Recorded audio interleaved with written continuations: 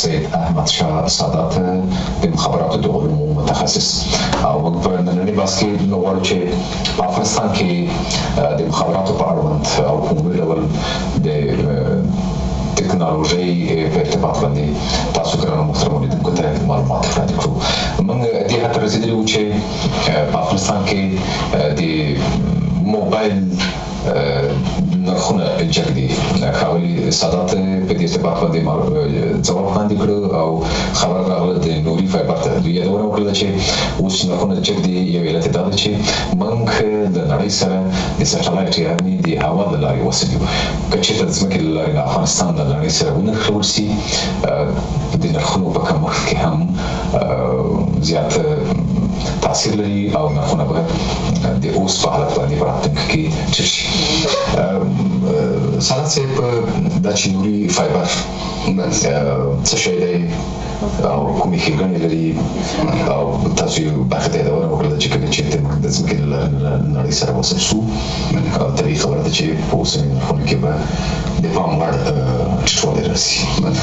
د نوري فایبر یو پروژه چې تقریبا د 80 میلیونو ډالرو په ارزښت باندې وه. زه فکر کوم تر کومه ځای پورې چې زه معلومات لرم په سل کې 85 هم د دې پروژې کار بشپړ شوی دی. خو اوس پرېږدي دې ته چې افغانستان اوس له څو نقطو نه د ځمکې له لارې نړۍ سره د نوري فایبر له لارې وصل دی. اصلا باید د نوري فایبر په اړه زه ووایم چې څلور پنځه د ترانسمیشن میډیم دی ته وایي، یعنې آلات د انتقال د ترانسمیشن میډیم څلور پنځه اسباب دي. نو دغه پنځو اسبابو کې مثلا یو ته ټویسټډ پیر وایي چې دا آیدي کیبل دی، یو ته همدا فایبر نوري دی، بل دا سټلایټ دی، او بل د مایکروویو دی. مثلا د مایکروویو په طریقه باندې چې هغه ګډ ډیشونه دي. نو په دې ټولو کې بهترینه او چې ښه کوالټي وي، سرعت زیات وي او باندویت مشکل پکې نه وي، هغه د فایبر نوري د ترانسمیشن آلات دي، ترانسمیشن دی. نو فایبر نوري بله د ستاسو پوښتنې ته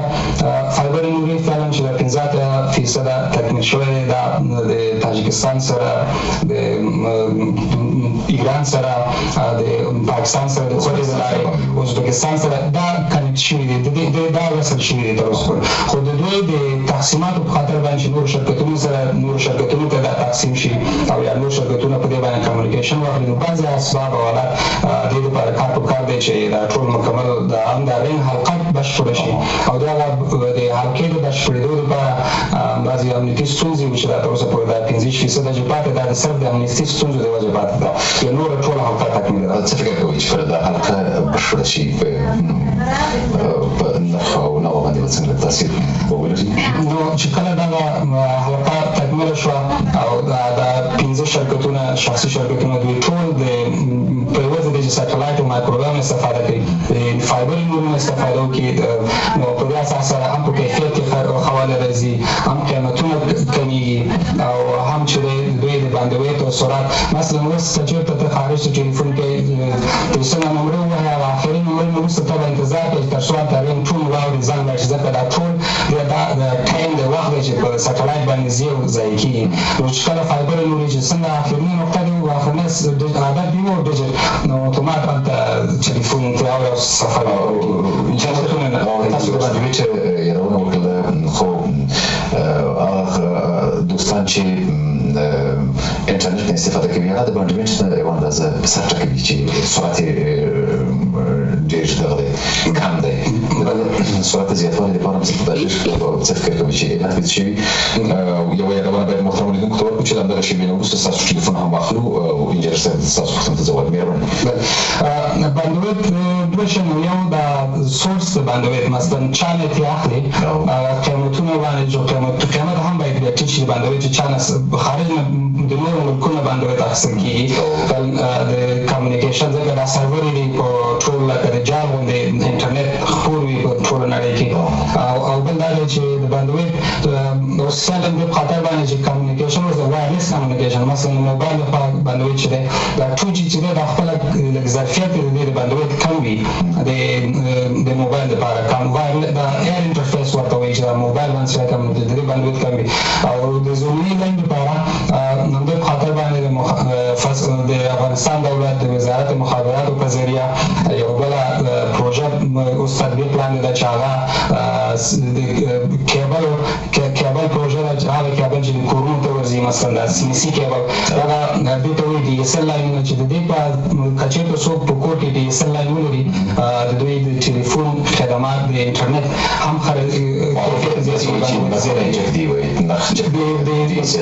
د ډي اس ال نرخونه څوک کم دي هغه دومره جګ نه دي ځکه هغه صرف نه پوهېږم چې 2000 افغانۍ یا څومره یو ټلیفون سیټ او ټلیفون کوډه پورې سړي ته انتقالولی افغان ټلیکام د لارې ورته انتقالېږي د افغان ټلیکام په پرتله باندې د ډي اس ال قیمتونه ډېر جګ دي نو ځینې خلکو اقتصاد ته تقاضا نه کوي چې له هغه نه باید استفاده وکړي خو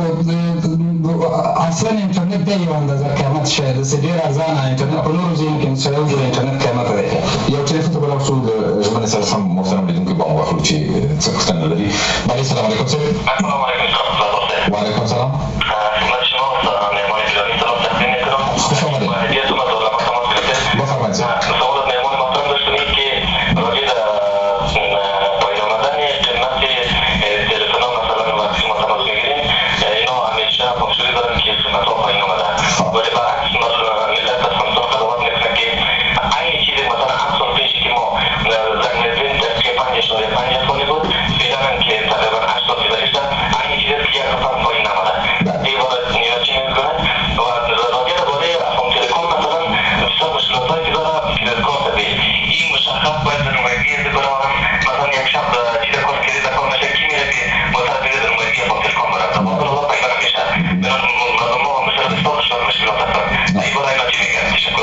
تشکر از شما بسیار زیاد تشکر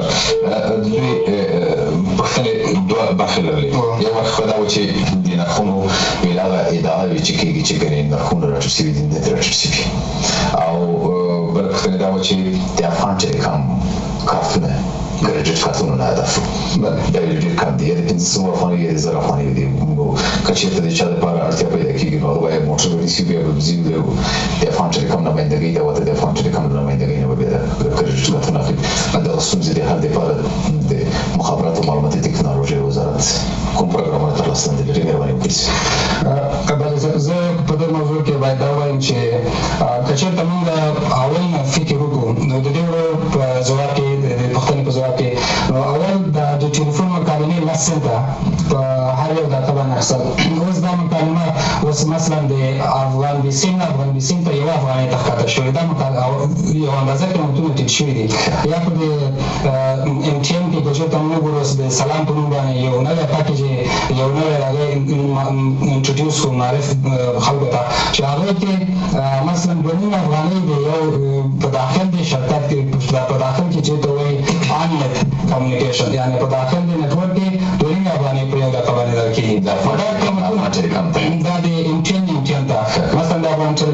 ټلیکام ته 1 افغانۍ یا 1 افغانۍ هغه هم ټیټ شوي دي نو قیمتونه خصوصا خپله بیا په افغان ټلیکام کې افغان ټلیکام ته 1 افغانۍ دی یا حتی 1 افغانۍ دی نو دا موږ ګورو چې قیمتونه تر یوه اندازه پورې ښکته شوي دي خو هلته مخکې چې ما ذکر کړل دا بعضې شیان دي چې هغه نه پرېږدي چې قیمتونه ښکته شي چې هغه مصارفات اضافي دي زموږ په اپریټرانو باندې او دویم سوال د دوی د هغه کارتونه چې قیمت دلته د افغان ټلیکام کارتونه هغه مسله د افغان ټلیکام خصوصي شرکت دی دولت یې اونرشیپ لري مطلب مثلا شیر هولډر دولت دی خو نور افغان ټلیکام خصوصي شرکت دی هغوی خپل دغه لري کارتونه کېدای شي هغوی نمایندګان خپلې نورې هم زیات کړي او دا معلومات یو خبره باید عرض وکړم چې زموږ دغه ورور چې د دارالمان نه پوښتنه کړې وه د افغان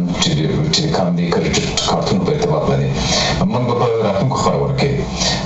زیار وباسو تر څو د افغان ټلیکام د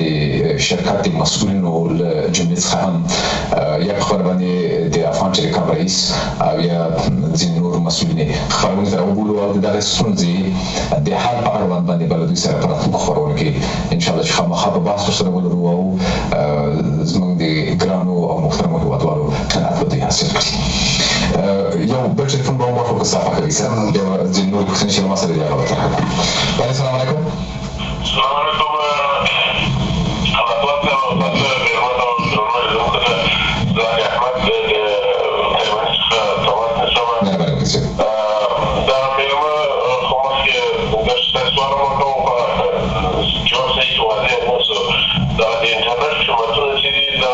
ترجمه ده مثلا دا یو سلو یا 30 جی بي د افغانۍ د افغانانو لپاره دا ورکړه یا یو ام بي سپیډ چې دا تقریبا $400 چې شته د افغانۍ راځي د حالت کې په موږ ګارانټي او پاکستان کې 2 ام بي په $800 د 400 افغانۍ چې دا 400 پاکستان 400 افغانۍ د $400 دا ډېر تفاوت ده دا باید یو ام بي باید په 2000 افغانۍ یا 1900 افغانۍ وای او بل د مېرمنه خفن نشي او هیله ترې کومه چې د خپل جوابونه چې وایي او د سي کلاس وایي به د ترجمه کوي نو کله ډایرکټ په پښتو سره د وایي راځي کور مودا خوشاله اوسئ ژوند اوسئ ډېر مده د دې په ځواب کې چې ترمنه ټلیفون کړی او ورته سلامونه وړاندې کوم بعد هغې زه ورته دا وایم چې اصلا د انټرنټ نوم چې بندویډ د افغان ټلیکام چې بندویډ اخلي دا د خارجي ملکونو مثلا د پاکستان نه راوړي ازبکستان دې ځایونو نه نو دغه مصارفات هغوی بندویډ د افغانستان باندې ډېر په قیمت یې خرڅوي نو دې خاطر باندې بیا د افغانستان د افغان ټلیکام دا دلته ډسټریبیوټر د ډسټریبیوټ کوي که چېرته همدغه بندویډ د نورو شرکتونو نه واخلي هغه مثلا انستا ټلیکام شو یا اسټان شو یا نور اسپیګان هغوی هم په قیمت خرڅوي ځکه دلته مصارفات چې دي د هغوی سټلایټ د په ذریعه دي د افغان ټلیکام چې دي د نورو ملکونو نه چې اخلي هغوی په قیمت خرڅوي نو ځکه موږ هم په قیمته طریقه باندې دلته راکړو خرڅوو خو په قواعد په مرور د زمان سره دا قیمتونه موږ د خصوصا د وزارت مخابرات هم په دې کې کوشش کوي چې دا قیمتونه د حتی د انټرنیټ هم ښکته شي انټرنیټ هم ټول افغانانو ته د انټرنیټ زمینه ټول ته برابر شي نو په هغه لپاره شکر یو بل ټلیفون به واخلو السلام علیکم صاحب السلام علیکم ستړي مه شئ ګرانه صحت مو څنګه دی مهرباني وکړئ صاحب ځان وپېژنئ او له کوم ځای نه خبرې کوئ صاحب زما نوم سید محمد دی د پروژې د وزیرآباد د تایمني نه صحبت کوم دلته زموږ په پروژه کې کیبلونه تبدیل شوي دي فعالیت د لیدلې دي د ټلیکام د ټلیفون په رابطه پوښتنه مې دا ده چې دا پروژه به څه وخت خلاصه شي څه وخت به خلکو ته توضیح شي صحیح ده خو یو څه باید عرض وکړم چې انجینر صاحب احمدشاه سادات چې اوس په خپرونه کې راسره مېلمه دی دی د مخابراتو د علومو متخصص دی موږ به په راتلونکو خپرونو کې دا ژمنه ستاسو محترمو لیدونکو سره وکړو چې د مخابراتو د وزارت د مختلفو څانګو مسؤلین به خپرونې ته راوبولو خاصتا د افغان ټلیکام او د هغوی سره همدارنګه تاسو به خبر یاستئ چې د اوس د الکترونیکي تذکرو پروژه په دغه ارتباط باندې به د آی ټي مسؤل او همدارنګه په ځینو نورو برخو کې د مخابراتو مسؤلین راوبولو او هغوی به هغه بشپړ معلومات چې ورسره موجود دی تاسو ګرانو محترمو لیدونکو ته به خامخا چې کومه پروژه څومره وخت کې تکمیل کېږي او کومه اسانتیاوې د کابل ښاریانو او همدارنګه د افغانستان د نورو څلورو دېرشو ولایتونو کې د خلکو دپاره مساعدوي خو اوس موږ په زیاتو برخو کې کوښښ دا کوو چې په افغانستان کې د مخابراتو د ټکنالوژۍ په ارتباط باندې او د هغو د اهمیت او اسانتیاوو په ارتباط باندې او د ارزښت په ارتباط باندې تاسو ګرانو محترمو لیدونکو ته معلومات وړاندې کړو د دغې پروژې په ارتباط باندې چې زموږ د ورور پوښتنه وکړله تاسو کېدای شي چې څه معلومات لرئ ولې صاحب دغه ورور ته زه دا ویل غواړم چې لکه تاسو څنګه وویل زه د مخابراتو د عمومي د علم په هکله د مخابراتو عمومي بخش په هکله زه خبرې کوم او د نورو بخشونو لپاره نور خلک وزارت مخابراتو نه هغوی راځي معلومات ورکولی شي خو دا چون ماته هم دا په دې موضوع کې معلومات لږ څه دا د پروژې چې دی کوم موضوع غواړي بیا به حتما دا د زمیني لاین پروژې په هکله خبرې کوي نو دا خو بیا د پروژې د تطبیق نه وروسته ټسټونه وي هغه ټسټونه کېږي هغه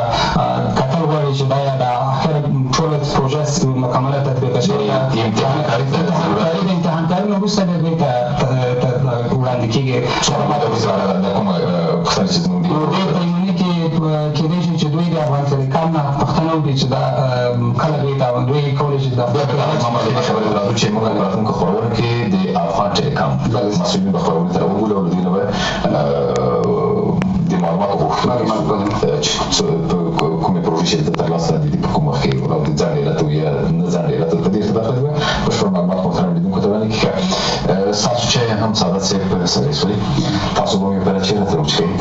او زه ورته به دواړه ورته غاړې تازه کړو او محترمو لیدونکو ته به بیا خو دې چې د پاموړ وګرځي لسم بل نه وسه بیا هم ګرام لیدونکو تاسو خدمت کوي